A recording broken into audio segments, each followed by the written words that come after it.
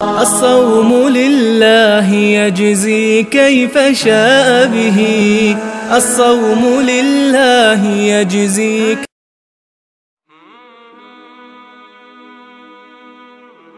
ونصلي على رسوله الكريم اما بعد بسم اللہ الرحمن الرحیم. معزز خواتین و حضرات، السلام علیکم ورحمۃ اللہ وبرکاتہ. آج کی اس مجلس میں ہم آپ کو اشراق کی نماز کی فضیلت اور اس کے پڑھنے کا طریقہ انشاءاللہ بیان کریں گے.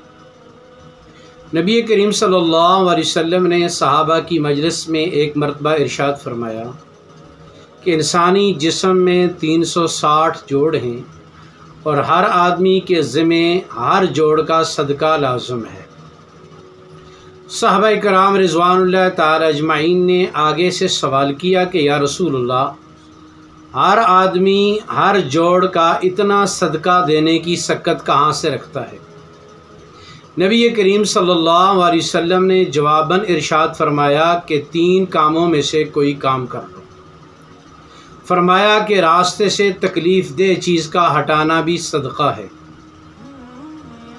مسجد میں اگر کہیں تھوک وغیرہ، بلغم وغیرہ ایسی چیز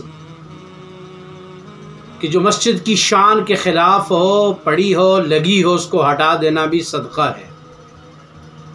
اور اشراق کی نماز پڑھنے سے اللہ رب العزت کی ذات اس کے 360 جوڑوں کے بدلے صدقہ ادا کرنے کا ثواب عطا فرما دیتے.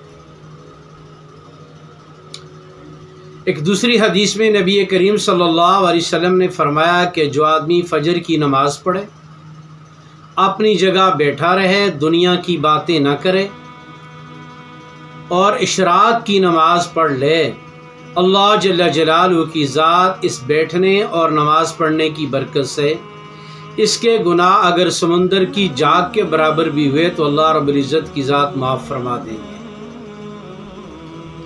تو اشراق کی نماز کے لیے بنیادی طور پر یہ بات کہ نماز فجر پڑھ کے انسان اس جگہ پر بیٹھا رہے اور ذکر میں مشغول رہے. تلاوت ہے، درس قرآن ہے، درس حدیث ہے، اللہ کے صفاتی اور ذاتی ناموں میں سے کسی نام کی یاد ہے، رسول پاک پر درود پاک ہے.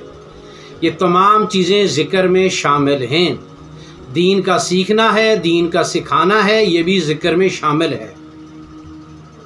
لیکن اس میں دنیاوی باتیں نہ کرے، دنیاوی کاموں میں مشغول نہ رہے. بہتر اور افضل اور اعلیٰ تو یہ ہے کہ انسان فجر کی نماز باجماعت پڑھے مسجد میں اور اس کے بعد اس مصلی پر اپنی جگہ پر بیٹھا رہے اور اشراق کی نماز پڑھے. اگر مسجد میں نہیں جا سکا تو گھر نماز پڑھے اور اپنے مصلی پر بیٹھا رہے، قبلہ رخ ہو کر، اور ذکر میں سے مشغول رہے، تو اللہ رب العزت کی ذات اس کو یہ فضیلت عطا فرما دیتے ہیں. بنیادی طور پر ہمارے ہاں عمل میں کمی اس طرح آتی ہے کہ جب اس کے آداب میں کوتاہی ہوتی ہے تو ہم درمیان میں باتیں کر لینا اور دنیا کے کسی کام میں مشغول ہو جانے کو حرج نہیں سمجھتے.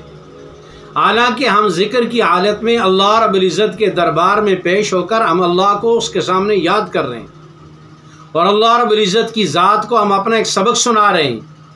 تو لہٰذا جب بڑے کی مجلس میں آدمی بیٹھا ہوتا ہے تو پھر چھوٹے موٹے کاموں کی طرف توجہ کرنا یہ بے ادبی شمار ہوتی ہے.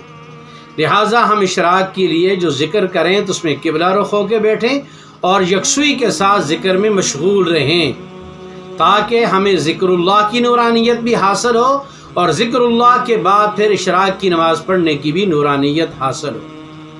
اشراق کی نماز کی تعداد 2 رکعت سے 4 تک ہے. 2 رکعتیں پڑھ لو، بہتر یہ ہے کہ 4 رکعتیں پڑھ لو. ان 4 رکعتوں کے پڑھنے سے اللہ تبارک و تعالیٰ دن کے سارے کاموں میں انسان کے لیے کافی ہو جاتے ہیں. اللہ ہر کام میں مددگار ہو جاتے ہیں اور اللہ ہر مشکل کو آسان فرما دیتے ہیں. تو لہٰذا نبی علیہ السلام کی ایک دوسری حدیث ہے کہ انسان، اللہ تعالیٰ فرماتے ہیں انسان دن کے شروع میں تو میری یاد سے غافل نہ رہے، میں تیرے سارے دن کے کاموں میں تیری مدد کروں گا. تو انسان شروع دن میں اللہ کو یاد کر کے اللہ کی مدد اپنے ساتھ لے لے اور پھر سارے دن کی مشکلوں میں آسانی ہوتی جائے گی اور اللہ کی مدد شامل حال ہوتی رہے گی۔ اللہ تبارک و تعالی ہمیں خود بھی اشراق کی نماز کی پابندی کی توفیق نصیب فرمائے اور اس پیغام کو دوسروں تک پہنچا کر ان کو بھی اس کی ترغیب دلا کر ان کو بھی اس کے لیے تیار کرنے کی توفیق نصیب فرمائے۔ السلام علیکم ورحمۃ اللہ وبرکاتہ۔